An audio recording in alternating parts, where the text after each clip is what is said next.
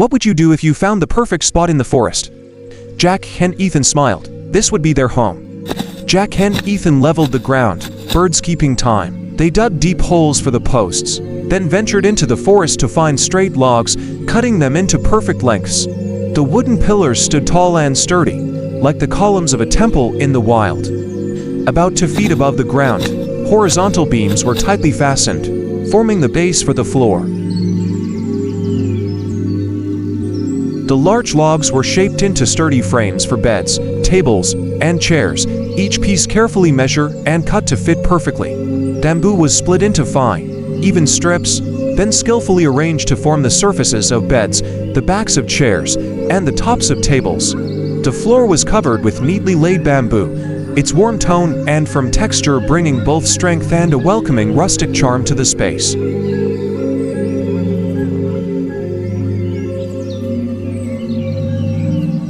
As dusk fell, Ethan took a woven fish trap down to the stream. That night, they rested on their freshly built beds, listening to the gentle chorus of forest insects and breathing in the scent of the woods as they drifted into sleep. The next morning, mist lingered over the clearing as Jack returned from the stream with silver-scaled fish glistening in the light. He cleaned them and grilled them over an open fire, the scent of smoke and sizzling fat filling the air. The brothers ate breakfast at the table and chairs they had built the day before, the bamboo still carrying the fresh scent of wood. After eating, they turned to the roof frame. Horizontal beams were tied securely to the upright posts. Then thick bamboo culms were heated over a small fire to make them flexible. Slowly, each piece was bent into a graceful arc for the gable ends, forming elegant curves that would give the house both strength and beauty.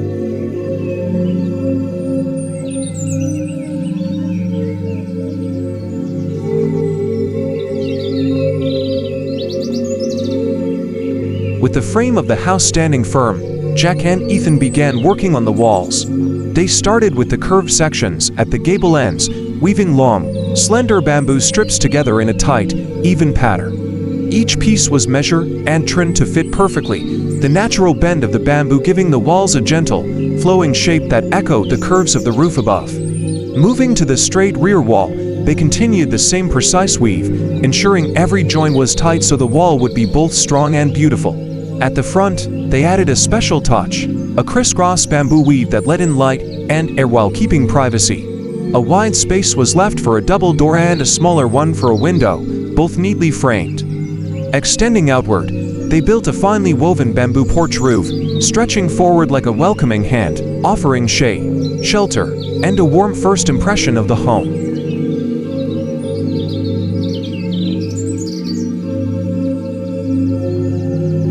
The roof was laid with steady, deliberate care, every movement measured and precise. First came the bottom layer split bamboo hats placed with their hollow sides facing upward, forming shallow channels that would catch and guide the water away. Over this, the top layer was added, each piece placed with the hollow side facing down and carefully staggered so that no seam aligned with the one below. This overlapping pattern was the key. Even during the most relentless downpour, water would glide off the roof in smooth, unbroken streams, leaving the inside completely dry. Jack and Ethan worked in perfect rhythm. One would hold the bamboo in place, while the other tie and tighten in the lashings, the coarse rope biting into the smooth surface until it was locked securely. After each section was finished, they would step back, skin the alignment, and make small adjustments to ensure nothing was out of place. The muted knock of bamboo meeting bamboo, the soft creak of bindings pulling tight, and the constant whisper of wind through the treetops gave the work a calm, almost meditative atmosphere. It was a method they had learned from skilled tropical carpenters, a time-tested technique passed down through generations for its remarkable balance of simplicity and effectiveness. In the hands of those who knew it well, this approach transformed ordinary bamboo into a watertight shield that could endure season after season of heavy rain.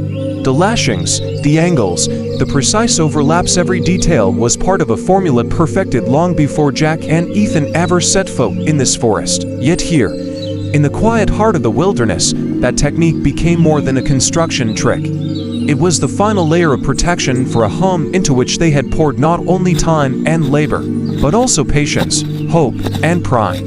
As the last piece slid into place and the final knot was tightened, the The brothers stood back in silence. Above them, the golden brown roof caught the soft glow of the late afternoon sun, each strip of bamboo glowing warmly. A gentle breeze stirred the treetops, carrying the scent of fresh-cut bamboo. In that still moment, they knew this was more than a shelter. It was a work of their own hands, built to stand firm against storms and a lasting testament to what two determined people could create together. Suddenly, the sky poured down in a tropical rain, as if nature was testing their work. The brothers sat inside, listening to raindrops on the bamboo roof, each sound a reminder of storms ahead. Yet not a drop leaked. The interior stayed dry and warm, scented with rain-soaked earth. The next morning, as golden sunlight filled the clearing, the house stood proud, its bamboo walls glowing softly, a rustic work of art in the heart of the forest. What do you think of this creation? If you had the chance, would you spend a few days here, surrounded by pure nature, inside a home built entirely by human hands?